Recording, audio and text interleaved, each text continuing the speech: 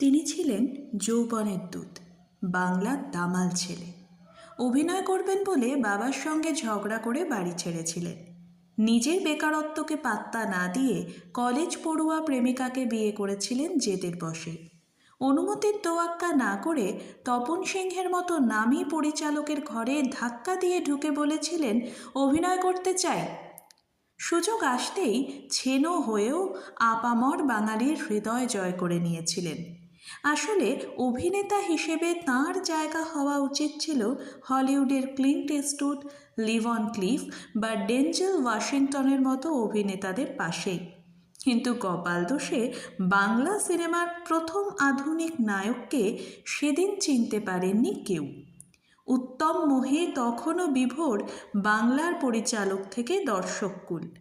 তবু হতাশা তাকে গ্রাস করতে পারেনি। মারণ রোগের সঙ্গে জুঝতে জুঝতে শেষ ছবি আবার অরণ্যেতে অভিনয়ের ডাক পেয়ে অবশ্যম্ভাবে মৃত্যুকে থমকে দিয়ে বলে উঠেছিলেন, ফ্যান্টাস্টিক। সমিত ভঞ্জর জন্ম 2রা জানুয়ারি 1940 মেদিনীপুরের তমলুক শহরে।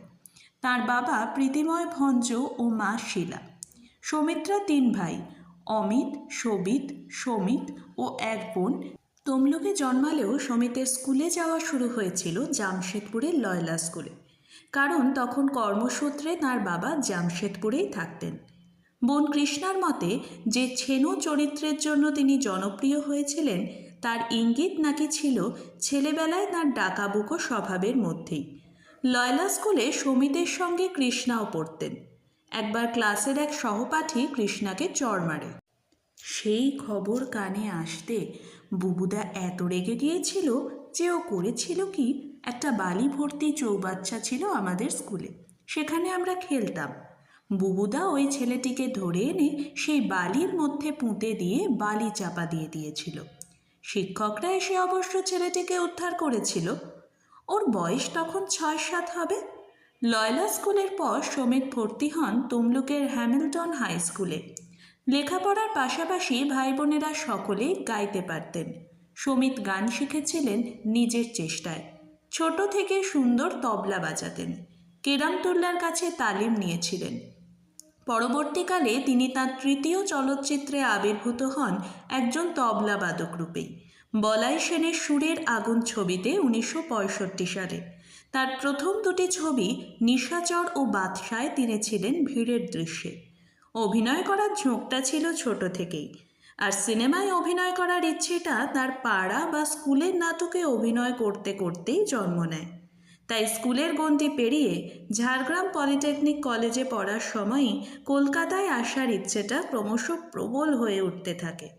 পলিটেকনিক পড়া শেষ না করেই সমিত কলকাতায় চলে আসেন। তারপর পড়াশোনাই ছেড়ে দেন। সময়টা 1960 থেকে 61 সাল। কলকাতায় তখন সমিত গড়িয়ায় একজনের বাড়িতে ভাড়া থাকতে শুরু করেন। একদিন একটা ভিড়ের দৃশ্যে অভিনয়ের সুযোগ জুটল ভূমেন রায়ের নিশাচর ছবিতে।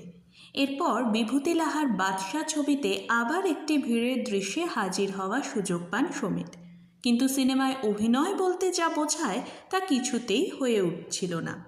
একদিন মরিয়া হয়ে তপন সিংহের অফিসে ঢুকতে চেষ্টা করলেন তিনি, কিন্তু তাঁর সহকারী বলাই সেন তাঁকে ভাগিয়ে দিলেন। কিন্তু সহজে হাল ছাড়ার পাত্র ছিলেন না সমিত। একদিন সুযোগ বুঝে টেকনিশিয়ান স্টুডিওয় তপনবাবুর ঘরে জোর করে ঢুকে পড়েছিলেন। শতান তপন সিংহর সামনে গিয়ে হাজির হয়ে বলে বসলেন, কাজ করব, কাজ দিন। ভদ্র অমায়িক তপনবাবু বলেছিলেন, এখন তো ছবি আরম্ভ হয়ে গেছে, পরে যোগাযোগ করো। তপন সিংহ তাকে হতাশ করেননি। সমিতকে হাটে বাজারে ছবিতে একজন মোটর মেকানিকের চরিত্রে নির্বাচন করেছিলেন। ভিড়ে দাঁড়িয়ে আর কেবল তবলা বাজিয়ে চলচ্চিত্রের অভিনয়ের কিছুই তখনও শেখা হয়নি সমিতের। কিন্তু এই ছবিতে অশোক কুমার ও বৈজয়ন্তীমালার মতো তারকার সঙ্গে যে সাবলীল অভিনয় তিনি করেছিলেন তা দেখলে অবাক হতে হয়। এই ছবি করতে এসেই আলাপ হয় ভানু বন্দ্যোপাধ্যায়ের সঙ্গে। কলকাতায় সমিতের চালচুলোহীন অবস্থার কথা জেনে তিনি নিজের বাড়ির মেজেনাইন ফ্লোরের একটি ঘরে তার থাকার ব্যবস্থা করে দেন। কৃতজ্ঞ সমিতের মুখে প্রায়ই শোনা যেত, ভানুদা না থাকলে হয়তো আমি হারিয়েই যেতাম।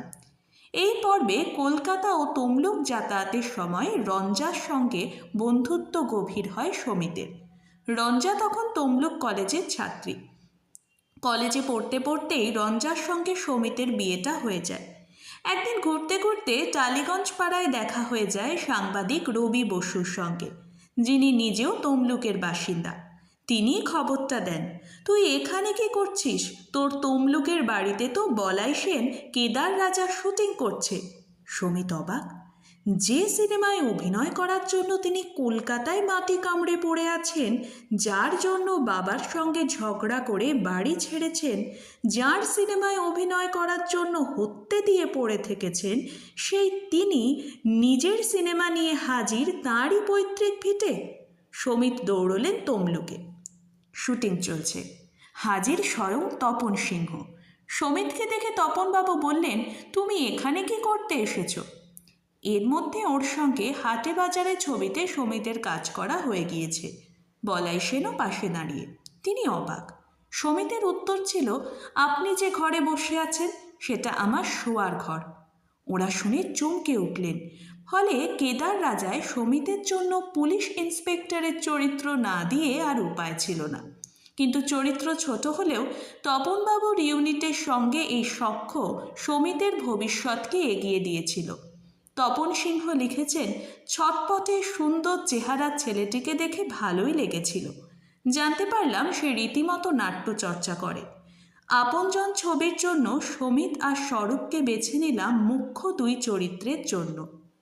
রবি ও ছেনো এই দুই চরিত্রে অভিনয় করতে গিয়ে সমিত ভঞ্জ ও স্বরূপ দত্তের মধ্যে এমন গাঢ় বন্ধুত্ব হয়েছিল যা ওর জীবনের শেষ দিন অবধি বজায় ছিল।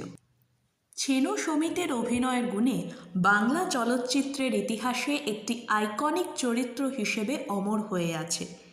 আপনজন মিনার, বিজলি, ছবিঘর ও রাধা সিনেমায় মুক্তি পায় 6 ডিসেম্বর 1968 সালে। যদিও এই ছবির জনপ্রিয়তা তাঁর ভাগ্যকে বদলে দিতে পারেনি বলে ধারণা ছিল সমিতের। প্রচুর স্ট্রাগল করতে হয়েছে আমাকে আপনজন করার পরও। শচীন অধিকারীর শপথ নিলাম ছবিতে বিপ্লবী শহীদ দীনেশ মজুমদারের চরিত্রে অভিনয় করার পরই সমিতের অবস্থার বদল ঘটতে শুরু করেছিল। এই ছবিতে শুটিং করার সময়ই একদিন তাকে রবি ঘোষ খবর দিয়েছিলেন, মানিকদা তোকে খুঁজছেন। সত্যজিতের সঙ্গে সমিতের পরিচয় ছিল না, কোথায় থাকেন তাও জানতেন না। শুভেন্দু চট্টোপাধ্যায় সমিতকে সত্যজিতের লেক টেম্পল রোডের বাড়িতে পৌঁছে দিয়েছিলেন। এরপরই বাংলা সিনেমায় আরও একটি অনবদ্য চরিত্র হরির জন্ম হয়েছিল। সমিত ভঞ্জ আপনজনের পর তার অভিনয় জীবনের আরও এক মাইল ফলক ছুঁয়ে ফেলেছিলেন। অরণ্যের দিনরাত্রিতে কাজ করার স্মৃতি সমিতকে জড়িয়ে রেখেছিল আজীবন। ছবিতে কাজ করতে গিয়ে আনন্দ যেমন হয়েছিল, তেমনি বিপাকেও পড়তে হয়েছিল তাকে। যতই বেপরোয়া হন না কেন, সিমির সঙ্গে ঘনিষ্ঠ দৃশ্যে অভিনয় করবেন কিভাবে বুঝে উঠতে পারছিলেন না। রবি ঘোষ সাবধান করে দিয়েছিলেন, নিজে থেকে কিছু করতে যাবি না, মানিকদা কি করে দেখবি, তারপর করবি। সিমির সঙ্গে শুটিং হচ্ছে, সৌমিত্রদা, রবিদা, শুভেন্দুদা সকলেই দেখছেন। শেষ হলো। সৌমিত্রদা জিজ্ঞেস করলেন মানিকদাকে, কীরকম করলো বুবু? মানিকদা বললেন, ছেলে খুব চালু, যা দেখিয়েছি তার চেয়ে বেশি করেছে। অরণ্যের দিনরাত্রি মুক্তি পেয়েছিল 1970 সালে। সেই বছর অজিত গঙ্গোপাধ্যায় পরিচালিত রূপসীও মুক্তি পায়। 1971-এ সমিতের মুক্তি পাওয়া ছবির সংখ্যা 4, যার মধ্যে জননী, 78 দিন পরে, দীনেন গুপ্তর প্রথম প্রতিশ্রুতি যেমন রয়েছে, তেমনই আছে ঋষিকেশ মুখোপাধ্যায়ের হিন্দি ছবি গুড্ডি। এই গুড্ডি দিয়েই সমিতের হিন্দি সিনেমার জগতে প্রথম পা রাখা। এরপর আরও 3টি হিন্দি ছবিতে তিনি কাজ করেন, वही रात वही आवाज़, अनजाने मेहमान ও কিতনে পাস কিতনে দূর। 1972-এর পর থেকে 95 পর্যন্ত প্রতি বছরই সমিতের 4 থেকে 5টি করে ছবি মুক্তি পেতে থাকে। তার মধ্যে তপন সিংহের হারমোনিয়াম, সবুজ দ্বীপের রাজা, তরুণ মজুমদারের ফুলেশ্বরী, গণদেবতা, বুদ্ধদেব দাশগুপ্তর ফেরা যেমন রয়েছে, তেমনই আছে সাধারণ বাংলা বাণিজ্যিক ছবিও। সমিত নিজে যেমন খেতে ভালোবাসতেন, তেমনই খাওয়াতেও। বাস্তব জীবনে তিনিও ছিলেন একজন ভজহরি মান্না। 3 মেয়ে ছিল সমিতের জীবনের সবচেয়ে মহার্ঘ। তাদের তিনি চোখে হারাতেন। স্ত্রী রঞ্জার উপর তার বিরাট নির্ভরতা যেমন ছিল, তেমনি মেয়েদের জন্য ছিল কঠোর শাসন। মেয়েরাও তাকে খুব ভয় পেত। যদিও বড় হয়ে সমিত মেয়েদের বন্ধুর মতো হয়ে গিয়েছিলেন। সমিতের জীবনের শেষ ছবি 2003 সালে মুক্তি পাওয়া আবার অরণ্যে। পরিচালক গৌতম ঘোষ।